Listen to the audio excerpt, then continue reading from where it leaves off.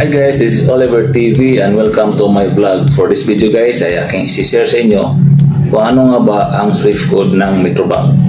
So bago tayo magpatuloy guys, huwag niyo kalimutang mag-subscribe at pindutin yung notification bell para lagi kayong updated sa aking mga latest informative videos. So bakit ko nga ba kailangan yung Metrobank Swift code? Kasi guys, magsasahod na po ako sa YouTube. So kailangan ko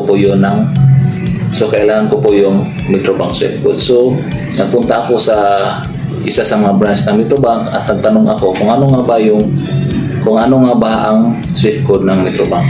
So binigyan nila ako ng Swift code ng Metrobank. So ito po yung Swift code ng Metrobank, MBTC PHMM.